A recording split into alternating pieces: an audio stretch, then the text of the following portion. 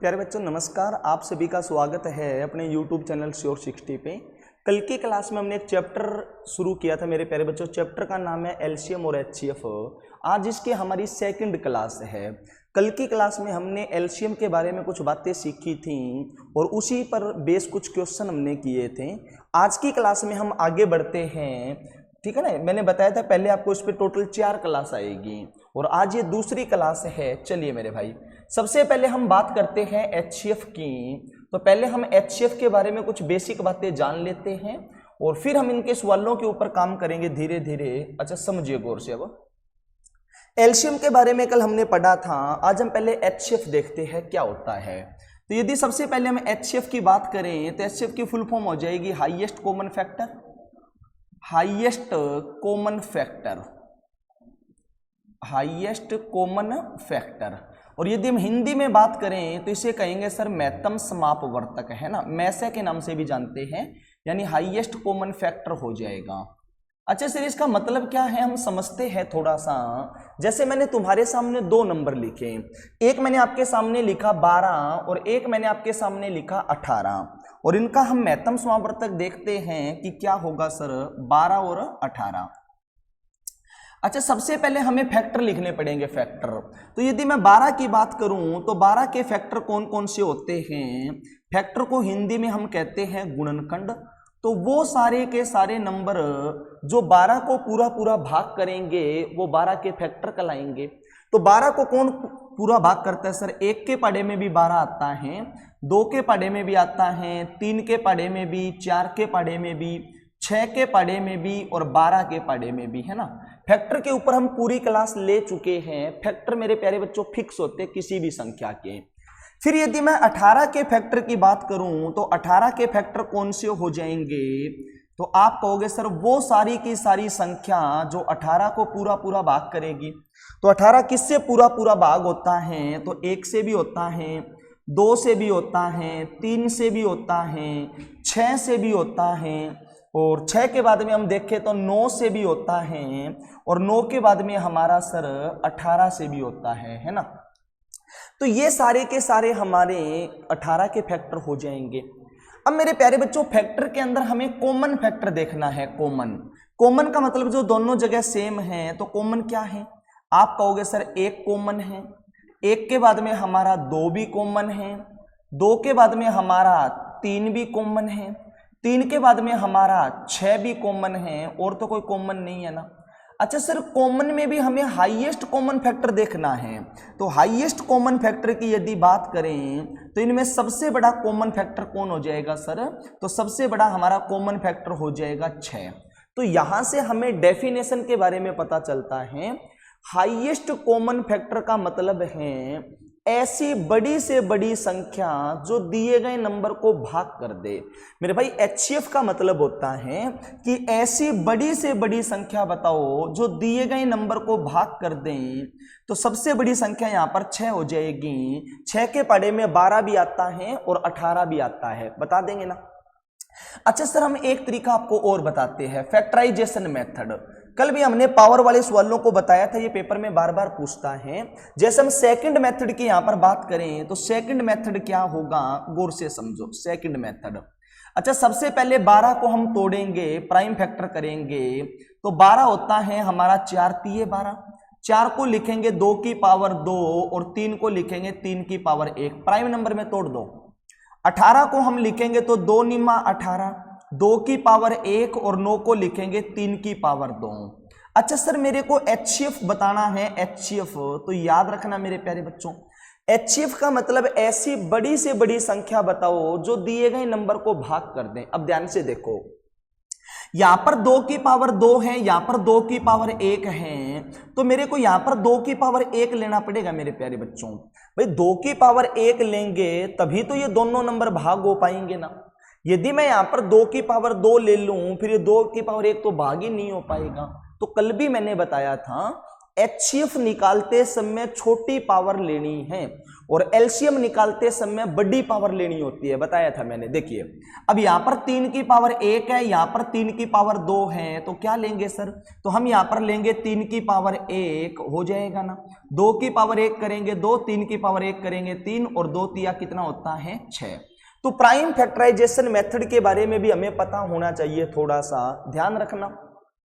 Power वाले सवालों का यदि हम एचसीएफ लेंगे ना तो उसमें छोटी पावर लेनी होती है और सिर्फ वही पावर लेनी होती है जो दोनों जगह हो या तीनों जगह कॉमन पावर लेनी होती है मेरे प्यारे बच्चों। चलिए हम इसमें से कौन सा तरीका लगाएंगे तो ध्यान से समझो। हम अपने सवालों को करने के लिए एक नया ही तरीका देखेंगे और वो तरीका क्या है तो ध्यान से समझो। जैसे हमें 12 और 18 का एचसीएफ निकालना है तो ध्यान से समझो। किसी भी नंबर का हम एचसीएफ निकालेंगे तो क्या करेंगे तो प्यार से समझो। किसी भी संख्या का एचसीएफ निकालना है ना तो आपको मेरे प्यारे बच्चों उन संख्याओं का अंतर लेना है, अंतर लेके देखिए आप। अच्छा 18 में से 12 घटाएंगे तो कितने का अंतर है सर 6 का। तो सबसे पहले एचसीएफ निकालने के लिए अंतर लीजिए। एचसीएफ जो होता है ना वो या तो अंतर होता है, जैसे यहां पर अंतर 6 आया है, अब 6 से भाग करके देखेंगे 6 दूनी 12 और 6 तिये 18, 6 इन दोनों को भाग कर रहे हैं यानी हमारा एचसीएफ क्या हो जाएगा सर 6। ध्यान रखना मेरे प्यारे बच्चों एचसीएफ कभी भी अंतर से बड़ा नहीं आएगा। तो यहां पर मैंने अंतर लिया तो 6 है ना, तो यहां पर हमारा एचसीएफ क्या हो गया सर 6। एक सवाल मैं तुम्हें और बोलता हूं, जैसे मैंने तुम्हें पूछा कि बताइए 15 और 25 का एचसीएफ क्या होगा, तो आप कहोगे सर अंतर लो अंतर। तो एचसीएफ निकालना है तो हम नंबर का अंतर लेंगे और 15 और 25 में अंतर देखोगे तो बड़े में से छोटा घटा दो, कितने का अंतर है 10 का। अब ध्यान से देखो अब की बार क्या ये अंतर हमारा एचसीएफ है। एचसीएफ ऐसी संख्या होती है जो दिए गए नंबर को भाग करते हैं, देखो है क्या ये। तो यदि हम 10 से भाग करेंगे तो 10 के पढ़े में तो 15 आता ही नहीं है, इसका मतलब ये वाला जो अंतर है वो हमारा एचसीएफ नहीं है। तो ध्यान से समझो एचसीएफ होता है वो या तो संख्याओं का अंतर होगा और अंतर नहीं है तो इसका कोई ना कोई टुकड़ा होगा। अब टुकड़ा करके देखो अंतर नहीं है तो 10 को सबसे पहले हम 2 के पढ़े में तोड़ेंगे, 2 5 10। अब बड़ी संख्या हमारे पास 5 है, देखो क्या ये एचसीएफ है क्या, 5 तिया 15 और 5 5 25 यानी 5 हमारा भाग कर रहा है, तो यही हमारा एचसीएफ है।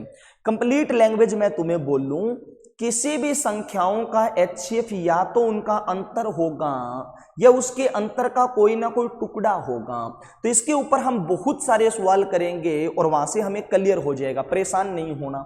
अच्छा कुछ बातें आपको और समझनी है, जैसे देखो मैंने आपके सामने 2 संख्याएं ले ली, एक तो 12 और एक मैंने ले लिया तुम्हारे सामने 18। अच्छा ये बताओ 12 और 18 का एलसीएम कितना होता है, तो आप कहोगे सर अभी निकालना है। 12 और 18 का एलसीएम हम देखेंगे, एलसीएम सिखाया था ना, ऐसे छोटी से छोटी संख्या जो इनके पाढ़े में आएगी। तो 12 और 18 के पाढ़े में सबसे छोटी संख्या 36 आएगी। यदि मैं तुम्हें इनका एचसीएफ पूछूं तो 12 और 18 का एचसीएफ हो जाएगा, घटाएंगे तो 6 हो जाएगा 6। अब ध्यान से समझना, देखो 2 संख्याएं मेरे पास हैं और उनका एचसीएफ और एलसीएम मेरे पास है। अब इनके बीच में एक रिलेशन होता है, ध्यान से सुनो। किन्हीं भी 2 संख्याओं की गुणा करोगे ना, first number into second number, याद रखना मेरे प्यारे बच्चों, किन्हीं भी 2 संख्याओं की गुणा करोगे ना तो वो हमेशा बराबर होगा सर उनके एलसीएम और एचसीएफ की गुणा के। ये आपको ध्यान रखना चाहिए, करके देख लो। संख्याएं बोलो क्या है। पहली संख्या हमारे पास है 12 और दूसरी संख्या है हमारे पास 18, गुणा करके देखो। 18 दूनी 36, 80 लगी 3, 18 कम 18 और 3 21। अच्छा सर इनका एलसीएम कितना आया है 36 और एचसीएफ कितना आया है 6 और 36 की गुणा 6 में करेंगे तो ये भी 216 आएगा, यानी ये क्या है सर हमारा बराबर। तो ये बहुत ही इंपॉर्टेंट रिजल्ट है जो आपको याद रखना है कि किन्हीं भी 2 संख्याओं की जो गुणा है ना वो हमेशा बराबर होती है सर उन संख्याओं के एलसीएम और एचसीएफ की गुणा के। ये सबसे इंपॉर्टेंट फार्मूला है जो तुम्हें याद रखना है। अच्छा, यहां पर मैं नोट करके एक बात और लिख रहा हूं जिसके ऊपर अभी डी ग्रुप में हरियाणा में क्वेश्चन पूछा भी था।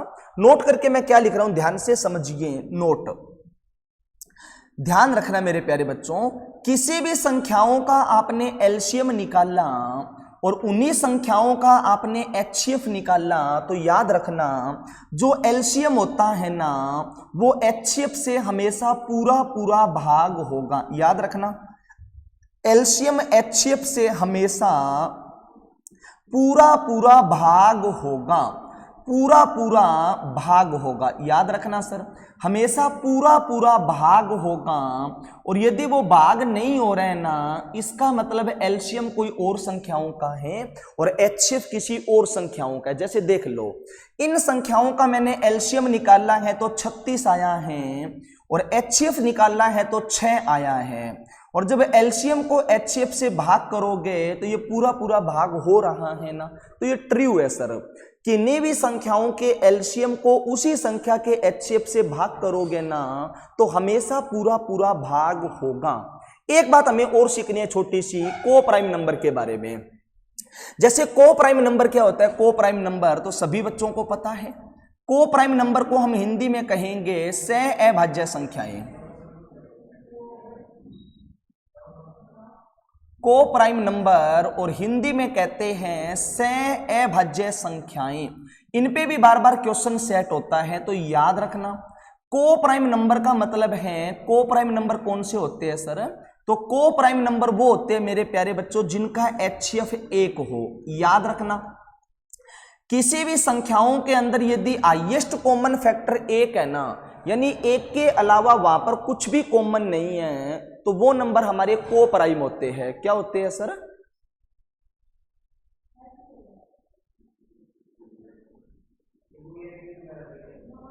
कौन है,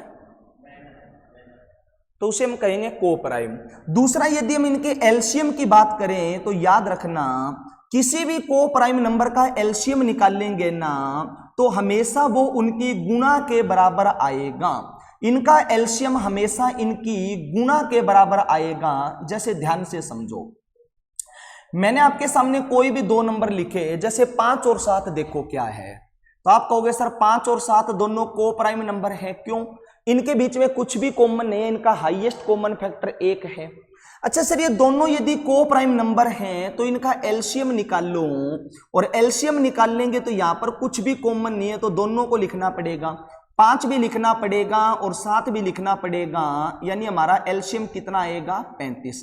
तो ये बात भी आपको याद रखनी है कि दो सह अभाज्य संख्याओं का एलसीएम हमेशा उनकी गुणा के बराबर होगा और उनका एचसीएफ है वो 1 होता है। चलिए ये बेसिक बातें यदि हमारी कंप्लीट है ना तो अब आप बहुत सारे क्वेश्चन का आंसर देने में सक्षम हो। एक एक करके मेरे को इन क्वेश्चनों का आंसर बताइए और हम आगे बढ़ते हैं। चलिए मेरे प्यारे बच्चों बताएंगे अब धीरे धीरे करके। चलिए पहला क्वेश्चन आपके सामने बहुत ही प्यारा सा क्वेश्चन, 11 नंबर 10 तक हम कर चुके हैं।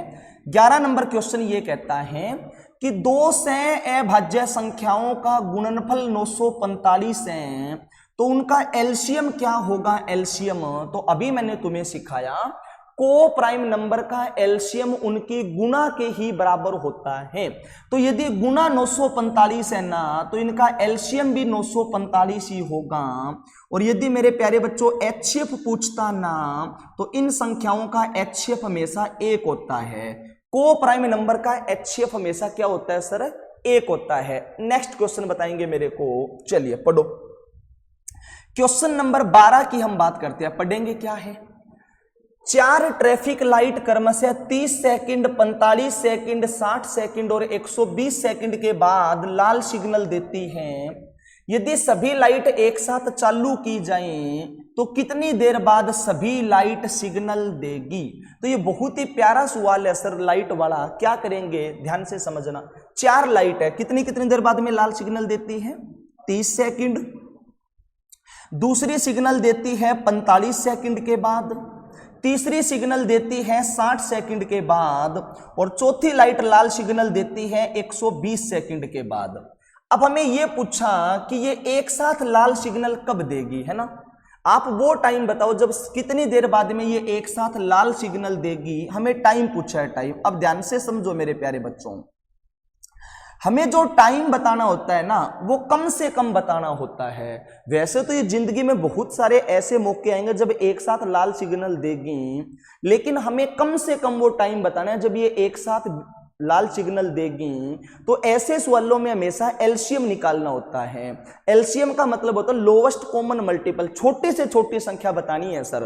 तो एलसीएम कल हमने सीखा था, 30 को क्या लिख दें तोड़ के, 15 दूनी 30। 45 को यदि मैं लिखना चाहूं, 45 होता है 15 तिया 45, तो 15 तो है, 3 और लिख दो, 60 होता है 15 चौका 60। देखो 15 तो हमारे पास हैं और 4 का 2 भी है, तो एक बार 2 और लिखेंगे। 120 होता है 15 8 120, 15 तो है और 8 का 4 मेरे पास है। देखो 2 दूनी 4, तो एक बार और 2 लिख दो। भाई एलसीएम हमने कल सीखा था, आता है ना निकालना, कर दो हल। अब गुणा करेंगे, 15 दूनी 30, 30 तिया 90, 90 दूनी 180 और 180 दूनी 360।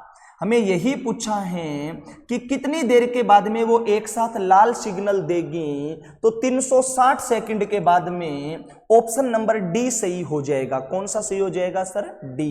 तो ऐसे जितने भी सवाल है ना जहां पर हमें टाइम पूछे, तो वहां पर आपको हमेशा एलसीएम ही निकालना है, कम से कम टाइम बताना होता है मेरे प्यारे बच्चों। नेक्स्ट पढ़ो, बहुत ही बेहतरीन सवाल है, 13 नंबर पढ़ो क्या कहा है। 3 इलेक्ट्रॉनिक यंत्र प्रत्येक क्रम से 48 सेकंड, 72 सेकंड और 108 सेकंड के बाद बजते हैं। यदि ये तीनों पूर्वाहन में 10 बजे एक साथ बीप करे थे, तो वह समय बताओ जब वो अगली बार एक साथ बीप करेंगे। अगली बार वो एक साथ कब जलेंगे, यंत्र सॉरी बज रहे हैं, तो ये पूछा अगली बार वो एक साथ कब बजेंगे। अब आप खुद बताओ मेरे को, कैसा टाइम बताओगे, कम से कम टाइम बताना है ना हमें। तो सबसे पहले हम इस डाटा का निकाल लेंगे एलसीएम। निकालो मेरे भाई। अच्छा, हम एलसीएम निकाल लेंगे, नंबर को तोड़ के लिखो। 48 को मैं क्या लिखूं, 12 चौक 48 लिख दें, कोई दिक्कत नहीं है ना। अच्छा सर 72 को क्या लिखेंगे, 72 होता है सर कई तरीके हैं, जैसे तुम्हारा मन करे वैसे लिख दो। 12 छिक्का 72 लिख दूं 12। तो देखिए 12 तो मेरे पास है और 6 का मेरे पास 2 भी है इसमें, तो एक बार 3 और लिख दो। एलसीएम आता है ना निकालना, 72 भी हो गया। 108 लिखेंगे तो 108 होता है 12 निम्मा 108, तो 12 तो है और 9 का 3 भी है, तो एक बार 3 और लिख दो। सारे नंबर मैंने लिख दिए। एलसीएम हमने सीखा है बिल्कुल प्यार से, यदि नहीं आता तो कल वाली वीडियो देखिए। 12 चौक 48 और 48 की गुणा हमें करनी है सर 9 के अंदर, तो गुणा करेंगे 9 8 72, 80 लगेगी 7 और 9 चौका 36 और 7 43। तो मेरे को इज्जत के साथ पता चल गया कि 432 सेकंड के बाद ये एक साथ बीप करेंगे, यानी एक साथ बजेंगे। अब ये पूछा हमें कि सर पहले यदि वो 10 बजे बजे थे ना, तो ये बताओ अगली बार वो कब बजेंगे अगली बार। तो एक बात बताओ, 432 सेकंड है, इसकी मिनट वगैरह बना के देख लेते हैं हम क्या मिनट होगी, क्योंकि आंसर यहां पर मिनट में दिया है। तो 432 सेकंड को हम मिनट बनाएंगे तो 60 से भाग कर दो, क्योंकि 1 मिनट में 60 सेकंड होते हैं, और मैं 60 से भाग करूंगा तो ये 7 बार में चला जाएगा, 7 छिक्का 42 और पीछे हमारे पास बचेगा 12। अब ये पूरा पूरा 7 बार में भाग लगा है, तो ये वाली हमारी मिनट होती है। यानी 432 सेकंड में देखोगे ना तो 7 तो हमारे पास मिनट बन जाएगी, और 7 मिनट बनने के बाद में क्या बचा है सर 12, और ये 12 हमारे पास सेकंड बचे हैं सर, सेकंड। तो 7 मिनट और 12 सेकंड के बाद ये एक साथ बजेगी। तो अगली बार कब बजेगी सर, 10:07 और 12 सेकंड पे। ऑप्शन नंबर हमारा ए सही है, ठीक है ना। ऑप्शन नंबर हमारा ए सही हो जाएगा। पूर्वाहन अपराह्न तो समझते हो ना, पूर्वाहन का मतलब है दोपहर से पहले का टाइम, एएम वाला, ठीक है ना। और समझ रहे पूर्वाहन को? अपराहन का मतलब है दोपहर के बाद वाला टाइम, है ना? तो ये बातें हो जाएगी। अच्छा ध्यान से समझो, इसी क्वेश्चन में मैं तुम्हें एक बात और पूछना चाहता हूं, फिर मैं अगला क्वेश्चन नहीं कराऊंगा क्योंकि ये आसान है। ध्यान से समझो, जैसे इसी क्वेश्चन में हमने ये पूछा कितने बजे बजेगी, तो आपने बता दिया। अब मेरे को एक बात बताओ आप, मैं तुम्हें ये पूछना चाहूं कि 30 मिनट में ये एक साथ कितनी बार बजेंगे? 30 मिनट में क्या बता सकते हो क्या? 30 मिनट में ये एक बार कितने साथ बजेंगे? ध्यान से समझना, 30 मिनट का मैंने आपको टाइम दिया और ये बताओ 30 मिनट में ये कितनी बार एक साथ बीप करेगी? 30 मिनट में बताओ कि कितनी बार ये एक साथ बीप करेगी, तो क्या बता देंगे क्या? अच्छा बता देंगे सर। 30 मिनट का मतलब है, पहले इसके सेकंड बना लो। 1 मिनट के अंदर 60 सेकंड होते हैं, तो 30 मिनट में सेकंड बनाएंगे तो 1800 सेकंड है हमारे पास। अच्छा एक बात बताओ, एक बार साथ में बजेगी तो कितना टाइम लेती है? 432 सेकंड। तो देखो कितनी बार बजेगी। अच्छा सर हमारे पास 1800 सेकंड है और एक बार साथ में बजेगी तो 432 सेकंड लेगी, तो ये कितनी बार बच पाएगी? 4 बार। देखो 4 दूनी 8, 4 तिये 12, सिल लगी 1, 4 चौके 16 और 1 17, और यहां पर बचेगा सर 2, यहां पर बचेगा 7। अब ध्यान से समझो, 432 सेकंड में यदि एक बार बजती हैं तो 1800 सेकंड में ये कितनी बार बज पाएगी? 4 बार। भैया ये 4 बार पूरा पूरा बज पाएगी और हमारे पास 72 सेकंड अभी भी बाकी हैं। तो इस 72 सेकंड की कोई वैल्यू नहीं है क्योंकि एक साथ बजने के लिए 432 सेकंड चाहिए और हमारे पास तो 72 सेकंड है, तो इसको भूल जाऊं। तो कितनी बार घंटियां एक साथ बजेगी? 4 बार। कितनी बार सर? 4 बार। लेकिन ध्यान रखना, ऐसे सवालों में तुम्हें हमेशा एक जोड़ के बताना होता है, 4 बार मत लगा दीजिए। क्यों? क्योंकि शुरू में भी तो ये यंत्र हैं वो एक साथ बजे थे ना। जैसे इस क्वेश्चन में कहा कि वो 10 बजे एक साथ बीप करते हैं, तो एक बार वो वहां पर साथ में बजे थे और 4 बार अब बजे हैं। तो ऐसे जितने भी सवाल है उनको ध्यान से देखिए, एक जोड़ के बताना होता है। तो कितनी बार बज पाएंगे यंत्र हमारे? तो 4 बार तो ये और एक बार शुरू वाला, हमारे अंतर कितनी बार साथ में बजेंगे सर? तो 5 बार।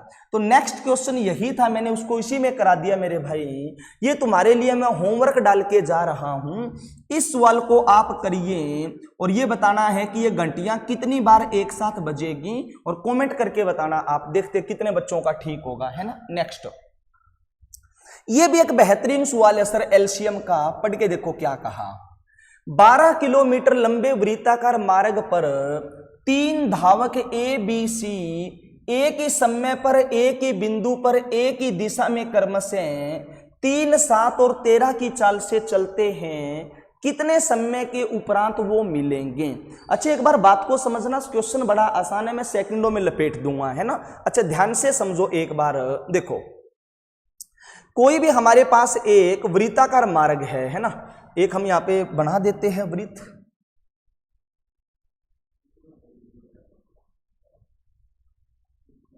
दो, अरे ज्यादा ही बन गए यार, इतने तो नहीं चाहिए हमें। 1 मिनट, देखिए ये हमारे पास एक वृत्त है, ठीक है ना। दिख रहा है क्या आपको? इसके अंदर कलर वैसे सेम ही है, मैं इसके ऊपर कलर कर देता हूं। देखिए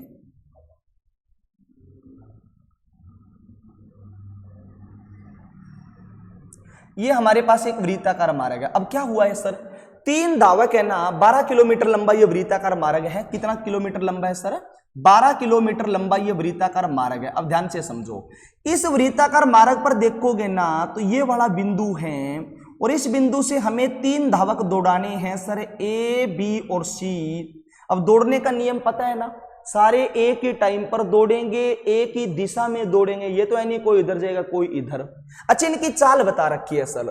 पहला बंदा जो गया है वो 3 किलोमीटर प्रति घंटा की चाल से गया है, दूसरा बंदा 7 किलोमीटर प्रति घंटा की चाल से गया है और तीसरा 13 किलोमीटर प्रति घंटा की चाल से गया है। अब ये बताओ ये तीनों इस बिंदु पर एक साथ कब मिलेंगे? एक बात बताओ, देखो सबसे तेज ये दौड़ रहा है तो ये चक्री ज्यादा काटेगा ना, और सबसे धीरे ये दौड़ रहा है तो ये चक्री कम काटेगा।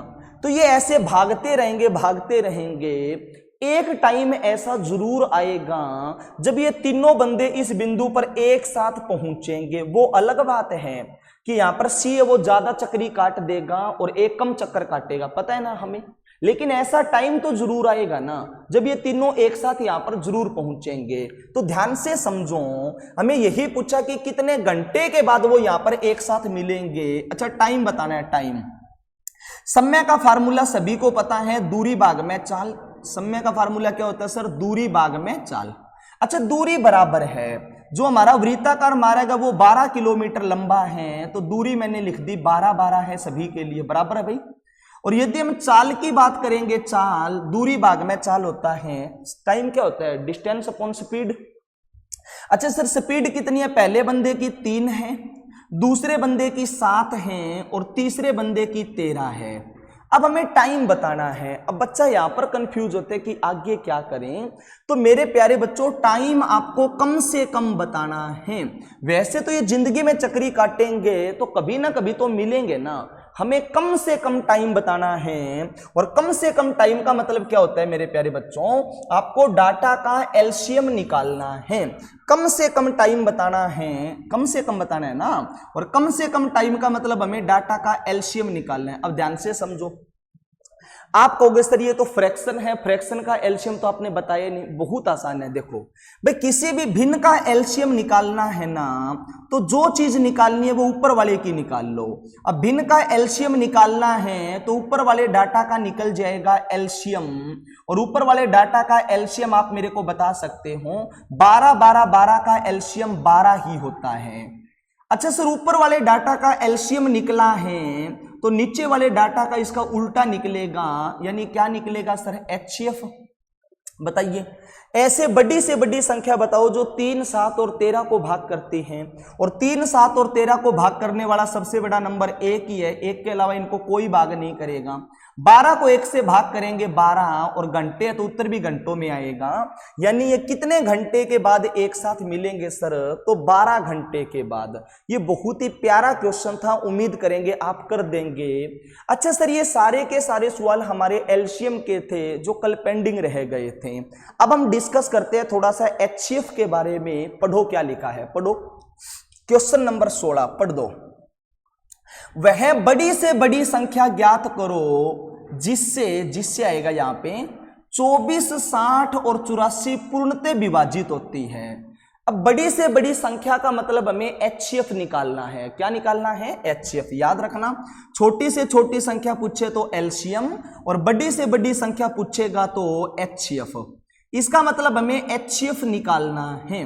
एचसीएफ का मतलब है वह बड़ी से बड़ी संख्या जो दिए गए नंबर को भाग कर दे। अच्छा, मैंने तुम्हें सिखाया है एचसीएफ निकालने के लिए आपको नंबर के बीच का अंतर लेना है, और अंतर भी कम से कम अंतर लेना है। जैसे देखो यहां पर कितने का अंतर है? 60 और 24 में अंतर है 36 का। यहां पर कितने का अंतर है? 84 और 60 में 24 का। कितने का है सर? 24 का। और 24 और 84 में तो अंतर है 60 का। तो कम से कम अंतर लेंगे, और कम से कम अंतर मेरे को यहां पर दिख रहा है। 84 और 60 में कितने का अंतर है सर? 24 का। अब देखो, आपने ये अंतर लिया है, क्या ये अंतर हमारा एचसीएफ है?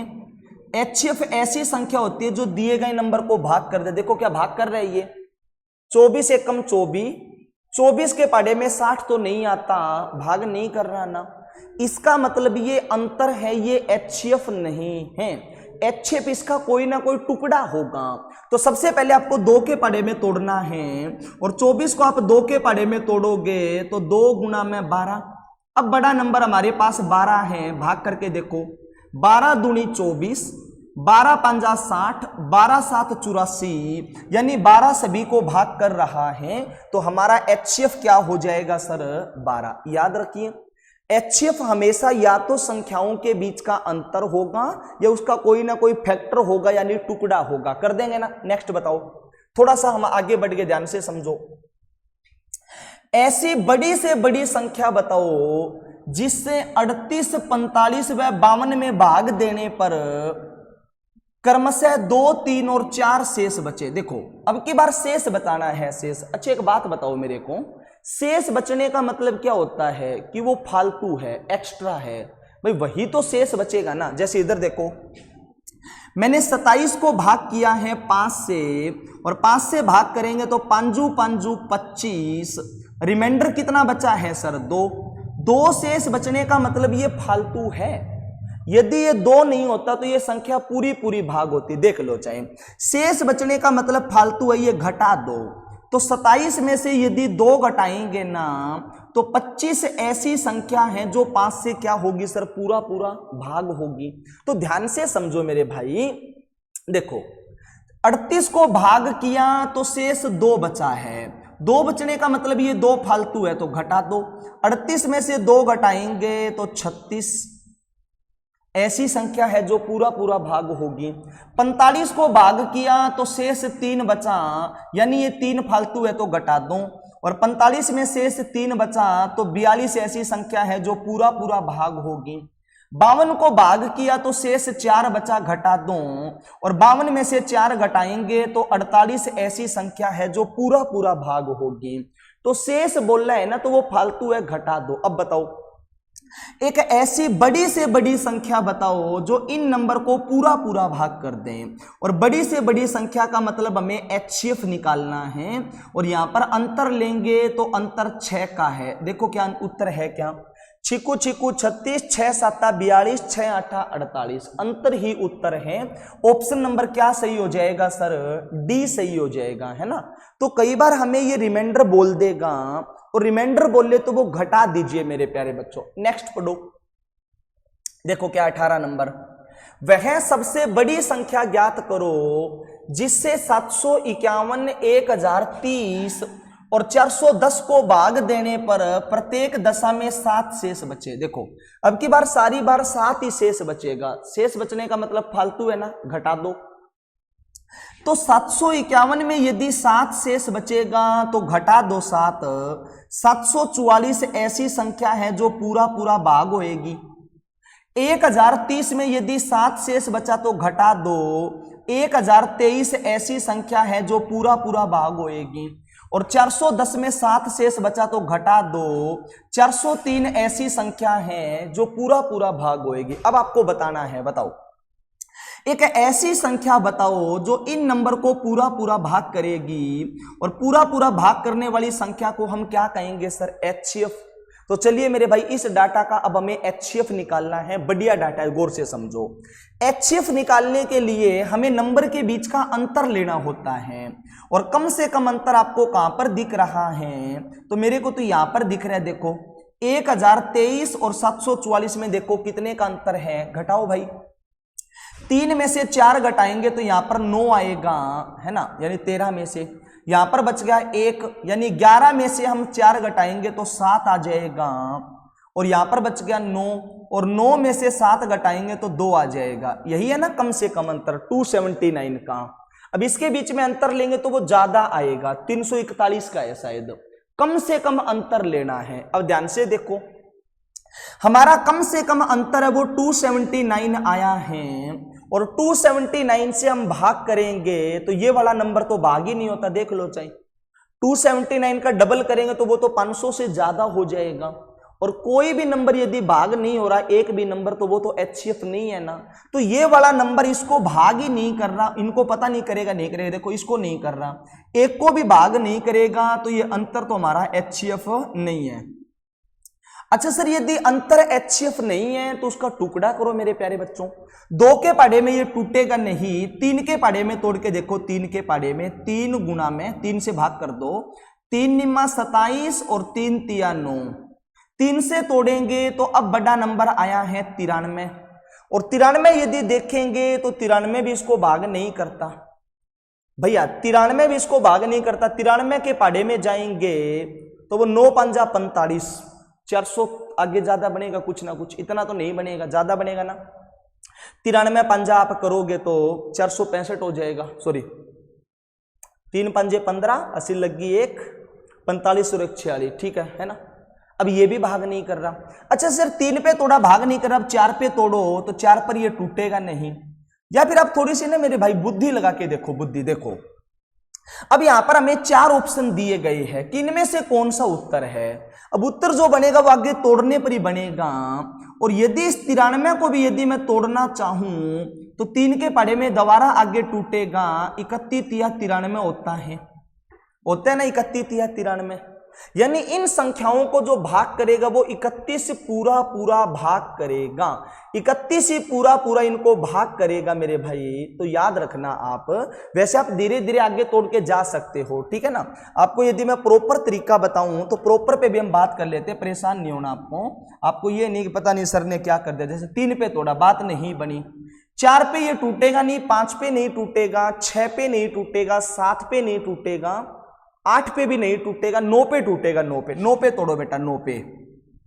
और इसको यदि 9 पे तोड़ेंगे तो ये क्या हो जाएगा, 9 तिया 27 और 9 एकम 9। अब बड़ा नंबर हमारे पास 31 आया, 31 भाग करके देखो, 31 से भाग करेंगे, 31 एकम 31, पीछे बच गया 9 और 3, 31 तिया 93। इसको 31 से भाग करोगे, 31 तिया 93, पीछे 9 बच गया, 31 तिया 93, ये भी हो रहा है। और इसको करेंगे सर भाग तो ये भी हो रहा है, यानी 31 ऐसी संख्या है जो सभी को भाग कर रही है, और सभी को भाग करेंगे वही क्या होता है सर, HCF। तो ये बढ़िया सवाल था, आपको बड़े नंबर का HCF भी निकालना आना चाहिए। नेक्स्ट पढ़ो, चलिए सर, ये सवाल HCF का सबसे बेहतरीन सवाल है, ध्यान से समझो, पेपर में बार बार आएगा, आगे इस पे इंपॉर्टेंट लिख लीजिए। ये HCF का सबसे बेहतरीन सवाल है जो पेपर में बार बार आया है। एक मैं कराऊंगा, एक आप करके दिखाना। पढ़ो क्या है, देखो, वह बड़ी से बड़ी संख्या ज्ञात करो, मतलब HCF निकालना है, जिससे 49, 73 और 121 में भाग दें तो प्रत्येक स्थिति में समान शेष बचे। देखो अभी तक जितने सवाल हमने किए वो शेष बता रहा था कि इतना शेष बचा है, और जितना शेष बचा वो मैंने घटा दिया था और सवाल किए जा रहे थे। लेकिन अब की बार ये कह रहा है कि समान शेष बचे, इसको कैसे हल करेंगे। तो ध्यान से देखो, सबसे पहले हमें इन तीनों नंबर का अंतर लिखना है। बड़ा प्यारा सवाल है, ध्यान से समझो। इस सवाल को यदि तुम्हें करना है ना, तो सबसे पहले तीनों नंबर का आपको अंतर लिखना पड़ेगा। अंतर, चलो अंतर लिखो, घटाओ भाई। 73 में से 49 घटाएंगे तो 24 आएगा, आगे घटाओ। तीसरे में से दूसरा घटाओ भाई, 121 में से 73 घटाएंगे तो कितना आएगा, घटा दो, 48 आएगा क्या, हाँ 48 आ जाएगा, 48। दूसरे में से तीसरा घटा दिया। अब तीसरे में से पहला घटाओ, और 121 में से 49 घटाएंगे तो कितना आएगा सर, 72 आएगा क्या, हाँ सर 72 आ जाएगा। मेरे भाई पहले तीनों नंबर का अंतर लीजिए, पहले दूसरे का, दूसरे तीसरे का और तीसरे पहले का। तो तीनों नंबर का अंतर ले लिया। अब आपको क्या करना है मेरे प्यारे बच्चों, ये जो तीनों नंबर का आपने अंतर लिया है ना, इसका HCF निकाल दीजिए। ये जो तीनों नंबर का आपने अंतर लिया है ना, इस अंतर का आप HCF निकाल दीजिए। और HCF निकालने का तरीका मैंने तुम्हें बताया है। HCF वो कहीं ना कहीं नंबर के बीच का अंतर ही होता है, और 48 और 24 में 24 का अंतर है। देखो भाग कर रहे हैं क्या, 24 एकम 24, 24 दूनी 48, 24 तिया 72, अंतर ही HCF है। यानी ऑप्शन नंबर हमारा B सही हो जाएगा। मैं तुम्हें दोबारा बता रहा हूं, जब शेष समान बचेगा ना, तो सबसे पहले नंबर के बीच का अंतर लीजिए आप, और नंबर के बीच का जो अंतर लोगे ना, उसका HCF निकाल दो, वही उत्तर है। भाग करके देख लो चाहे। 24 एक ऐसी संख्या है, भाग करोगे हर बार समान शेष देगा।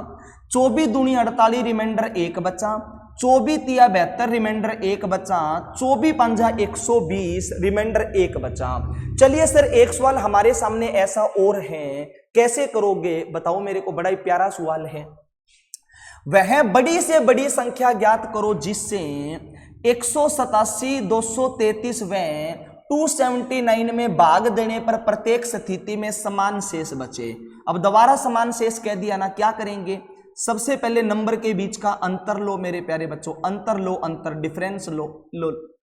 देखो 233 में से पहले 187 घटाओ तो 13 यहां से आएगा, 33 यहां से, अंतर कितने का सर, 46 का। अब दूसरे और तीसरे नंबर में अंतर ले लो, 279 में से 233 घटाएंगे तो यहां पर भी अंतर कितने का है, 46 का। पहला दूसरा, दूसरा तीसरा, तीसरे में से पहला घटा दो, और 279 में से 187 घटाएंगे तो यहां पर अंतर कितने का है सर? 2 और 9, यही आएगा ना? हाँ सर यही आएगा ना, 9 और 8 27, ठीक है, यही अंतर है। अब आपने ये जो अंतर लिया है ना मेरे प्यारे बच्चों, इस अंतर का ही HCF निकाल दो, और इन तीनों नंबर का यदि हम HCF निकाल लेंगे ना तो मेरे को पता है HCF है वो कहीं ना कहीं नंबर के बीच का अंतर होगा। जैसे 46 और 46 के बीच का अंतर 0 है, तो 0 तो होता नहीं कुछ, तो ये बड़ा अंतर देखो 92 से 46 घटाएंगे 46, क्या 46 उत्तर है क्या? 46 एकम 46, 46 एकम 46, 46 दूनी 92, यानी वो संख्या हमारी क्या है सर? 46। तो ये मोस्ट इंपोर्टेंट सवाल है, पूरा कंसेप्ट वगैरह बताने की जरूरत नहीं है, चीज को ध्यान से समझो, बहुत ही आसान है। तीसरी चौथी क्लास से हम इसको पढ़ते आए हैं। तो शेष समान बचा है ना, तो अंतर का HCF ही उत्तर होता है। नेक्स्ट पढ़ेंगे भाई, क्या है? 2-3 सवाल और पढ़ो। दो संख्याओं का HCF 16 है, उनका LCM 160 है, एक संख्या 32 है, तो दूसरी संख्या बताओ। सर ये फार्मूले के ऊपर बेस वाला हमने फार्मूला पढ़ा था। क्या फार्मूला है सर?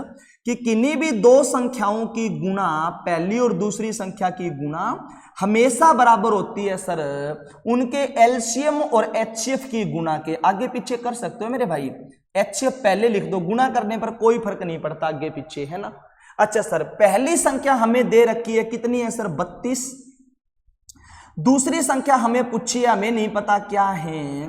LCM कितना दे रखा है सर? 160, और HCF कितना दे रखा है सर? 16। अच्छा हल करेंगे, दूसरी संख्या निकालनी है, तो ये 32 यहां पर गुणा में है, और गुणा वाला नंबर दूसरी तरफ चला जाएगा सर भाग में, और इसको हल करेंगे तो 16 दूनी 32, और 2 के पढ़े में ये कटेगा सर 80 बार में, तो वो संख्या हमारी हो जाएगी 80। ये बहुत ही आसान सवाल है, फार्मूले बेस, दोनों की दोनों संख्याएं और उनका LCM और HCF, इनमें से 3 बातें देके हमें एक बात पूछेगा, और ये बहुत ही सिंपल सवाल होता है, आप आराम से कर सकते हो। ये इस चैप्टर का सबसे आसान और इंपॉर्टेंट सवाल है। रेशो के अंदर पिरो के, और वो LCM और HCF को बार बार पूछेगा, तुम्हें गलत नहीं करना। पढ़ो क्या है, देखिए, दो संख्याएं 4:5 में है भाई। दो संख्याओं का अनुपात हमें बता रखा है, मैंने मान लिया पहली और दूसरी संख्या है, और दो संख्याओं का अनुपात कितना बताया सर? 4:5 है। आगे पढ़ो, इनका LCM 180 है। LCM कितना बताया है सर? 180 है। तो बताइए सर हमारा छोटी संख्या कौन सी है? ध्यान से समझो भाई, रेशो का मतलब है यहां से एक नंबर बाहर निकला है, और वो नंबर हमें पता चला तो हम वापस दे देंगे, उत्तर आ जाएगा। अब तुलना करो, आप तुलना देखो, क्वेश्चन में LCM 180 कहा है, और हमारा LCM कितना है? तो 4 और 5 का LCM लोगे तो 20 आएगा ना, कॉमन नहीं है इसमें कुछ भी। तो हमारा LCM है 20, और क्वेश्चन में कहा 180, और 20 का मान 180 है, तो 9 गुना, तो सारा डाटा 9 गुना कर दो मेरे भाई। पहली संख्या पूछेगा तो वो हो जाएगी 9 चौका 36, और दूसरी संख्या हो पूछेगा तो वो हो जाएगा 9 पंजा 45। कुछ भी एक्स वगैरह मानने की जरूरत नहीं है, जो चीज आप देगा उसी के साथ तुलना करनी है आपको। हमें छोटी संख्या पूछी है, तो हमारी छोटी संख्या क्या हो जाएगी सर? 36 हो जाएगी। चलिए, इसके ऊपर एक सवाल मेरे को करके दिखाओ, कल की क्लास में हम इसको फिर आगे कंटिन्यू करेंगे। आज लास्ट क्वेश्चन है, करो इसको हल।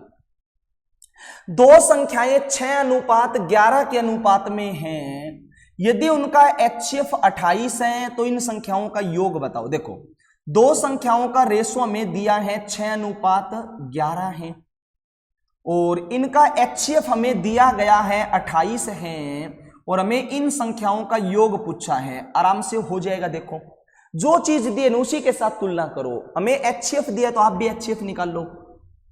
सर 11 और 6 के अंदर तो कुछ भी कॉमन नहीं है, इनका HCF 1 है, हमारा HCF 1 है। क्वेश्चन में कहा 28, तो 28 गुना, भाई हमारा HCF 1 है, क्वेश्चन में कहा 28, तो 28 गुना, सारा डाटा 28 गुना होगा। क्या पूछा है?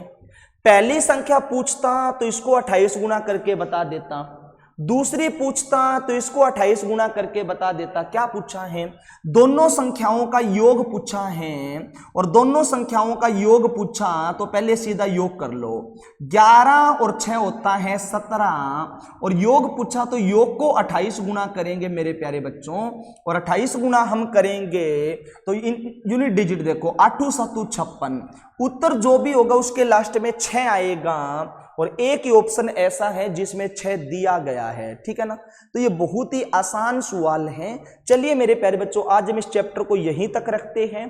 कल एक दोबारा क्लास आएगी जिसमें हम तीसरी वीडियो के अंदर कुछ और चीजें सीखेंगे। 2 वीडियो के अंदर ये चैप्टर आपका बढ़िया तैयार हो जाएगा। कोई भी आपके पास बुक है उनको उठाइए और क्वेश्चन लगाना शुरू करिए। सारे सिंगल क्वेश्चन भी इसमें हम कवर करेंगे। तब तक के लिए थैंक यू।